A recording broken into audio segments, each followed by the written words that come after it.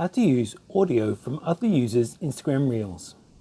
In this short video, I will show you how to use audio from other users' Instagram Reels. Okay, straight into it.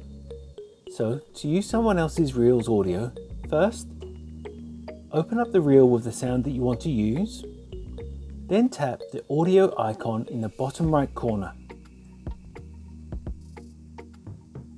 Here you can see all of the reels that have used this audio track. Tap Save Audio if you want to bookmark it to use later.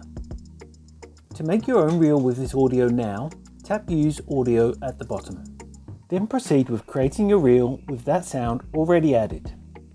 And that's all it takes to use audio from other users' Instagram Reels.